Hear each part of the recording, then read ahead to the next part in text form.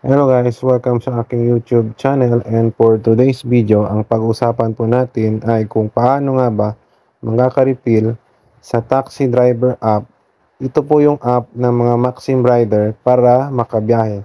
Kaso, pag wala pong load or hindi ka pa nakapag-refill sa iyong taxi driver app, hindi po kayo makakabiyahe kasi nangangailangan po yon ng load or balance sa iyong taxi driver account.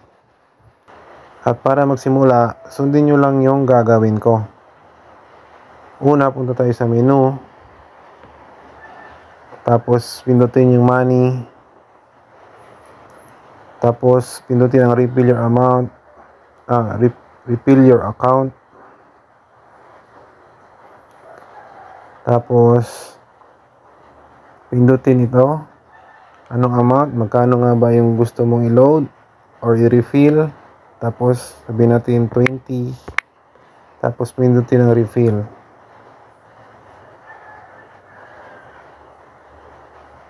Tapos, ito po yung hihingin sa'yo. Ito pong information na to ay kailangan mo ng credit card or debit card. Ngayon, kung wala ka nun, proceed tayo sa susunod na steps. Para makuha natin to, kailangan natin ng debit card or credit card. Kaya, kailangan natin magkaroon ng virtual debit card or credit card. So, saan nga ba natin yan magagawa? Para magkaroon tayo, sundin nyo ang sunod na step na sasabihin ko. Next step, para makapunta kayo dito, tulad ng nakikita nyo sa screen ko, kailangan natin gumawa ng sarili nating May account. Bale, dito tayo gagawa ng virtual debit card na kakailanganin natin para makapag-refill tayo sa ating taxi driver account. So, kung hindi nyo alam kung saan kayo pupunta or anong link yung pupuntahan nyo para makapunta kayo dito tulad sa screen ko, maglalagay ako ng link sa baba ng description ng video ito. Pindutin nyo na lang. Tapos sunod, pindutin nyo yung download button. Tapos, pindutin nyo yung start an account kung wala pa. Next is, madali lang naman siya guys. Parang nag-register lang kayo sa Facebook. Parang gumagawa lang kayo ng Facebook account. Tapos, i-fill up nyo lang yung mga kailangan. Tapos, makakagawa na kayo ng May account pagkatapos nito. Skip ko lang yung video dito sa pagre-register kasi madali lang naman siya gawin guys. Simple, basic na basic lang siya. Bale, makita na lang tayo sa susunod na step na ipapakita ko. Pagkatapos mo gumawa ng My Account, ito yung magwe-welcome sa'yo. Tapos, ang goal natin dito, ito ay magkaroon ng virtual debit card para pwede na tayo mag-refill sa ating taxi driver account. So, bago natin yan magawa, nakalock pa kasi yan siya eh. Yung picture na yon, kailangan natin i-verify muna natin yung account natin. So, ibig sabihin, unang yung ginawa natin kanina, kailangan mo nang gumawa ng Maya account. Ang sunod step naman natin is i-verify natin itong Maya account natin. So, para magawa natin, ang kailangan natin is pumunta tayo dito. Tap natin yung sa pinakataas na icon. Ito. Tapos, sunod naman natin pindutin is upgrade now for free. Yan, i-upgrade natin ang account natin kasi naka-basic account lang tayo eh. Hindi pa natin to na-verify yung account natin.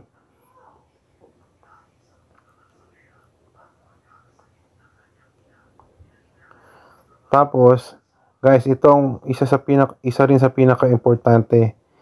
Pindutin nyo itong got an invite code. Tapos, gamitin nyo yung invite code ko. Pindutin natin ang enter code dito. Tapos, ilagay natin itong code natin. Tapos, gamitin natin itong invite code ko. Para saan ba itong invite code? Guys, sa Maya, meron po tayong promo code na kung saan pag ginamit mo yung code na ito, magkakaroon ka ng starting amount sa balance mo ng 50 peso, bibigyan ka ni Mia ng free 50 peso pag ginamit mo yung invite code natin. Okay? Guys, libre lang ito. Bakit nyo naman hindi gamitin, di ba? Next is, pindutin natin yung submit. So, sa akin, ganito yung lumabas. Kasi, tapos ko na gamitin yung invite code na binigay ko sa inyo. Okay? Tapos, ang sunod na gagawin is, kailangan natin ng valid ID mo. Pwede yung driver's license natin kasi Maxim Rider tayo. Meron tayong driver's license, diba? Or yung iba na lang mga valid IDs. Yung galing sa government talaga, government IDs. Yun po yung mga valid IDs. Tapos, ang sunod naman na kailangan natin dito, pag magbe-verify na tayo, is magbibigay tayo ng ating video selfie. Tapos, konting information na hihingin sa atin. Tapos, pag meron ka na yun, ready ka na, pindutin nyo lang yung verify now para masimulan na yung verification process. Tapos, once na verify mo na itong May account mo, meron ka na sa May account mo, ma-unlock mo na yung mga ibang mga features tulad ng savings account. Magkakaroon ka na dito ng savings account. Pwede mo na itong gawin. Kasi ang PayMe kasi bangko kasi yan eh. Online banking yan siya. So, pwede ka na mag-savings account. Tapos, pwede ka na mag-apply ng credit card, yung physical. Kung kailangan mo talaga ng physical. Pero sa purpose ng video ito, ang kailangan lang natin is virtual card. Para pwede na lang tayo mag-refill sa taxi driver account natin. Tapos, ang isa pang maganda sa Maya is pwede kang mag-loan up to 250,000 pesos sa oras na kailangan mo. Tapos, na-increase na yung wallet limit mo. Tapos, pwede ka na mag-send ng pera, Maya to Maya, sa mga kaibigan mo, kapamilya mo, or sa ibang makakilala mo. Tapos, pwede ka na rin bumili ng crypto dito. Pwede ka dito mag-side hustle para kumita. Kung meron ka konting ideya sa cryptocurrency, pag bumaba yung cryptocurrency, bilhin mo, tapos pag tumaas, ibenta mo, hindi may ginansya ka na, di ba? Sunod naman, meron ka rin dito free insurance. Pwede ka dito mag-apply ng insurance sa Maya. Tapos pwede ka rin mag-invest dito sa stocks. At saka pwede ka rin mag-buy funds. Yan po ang benefit pag na-verify mo na ang iyong PayMe account. Pagkatapos, pag na-verify na account natin, punta tayo ulit sa home dito. Tapos, pindutin natin itong more. Tapos, sunod pindutin natin itong wallet cards. Yan. Tapos dito sa baba, dito na yung nakikita nyo ba itong violet na to? Itong mayroon nakalagay my online card. Ito na po yung kailangan natin. Bale, pag pinindot natin yan, makikita na natin yung card number details, validity period, at saka yung CVC at saka CVV. Yan po yung nakalagay doon. Pag napindot nyo na, pag tinap nyo yan, oops, too risky to share. Pero dapat, kailangan, back lang tayo sa home. Kailangan po, mayroon tayong sapat na balance dito. So, paano nga ba tayo maglagay ng balance dito sa ating PayMe account? Maraming paraan po. Pinutin lang natin itong cash in. So, tapos, Maya Center, Cebuana Lubilier, pwede. Ano pa dito? Pwede sa Palawan Pawn Shop, through Palawan Pawn Shop para ano ba yan? Para mag-cash in, para maglagay ng balance sa ating PayMe account. Marami. May option dito, tignan mo lang. Kompleto yan.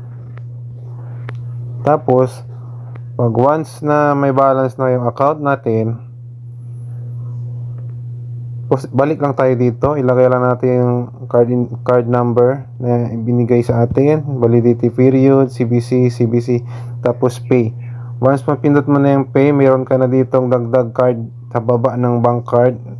Meron na yung lalabas dito yung card mo. Tapos ilagay mo lang yung amount. Ganyan.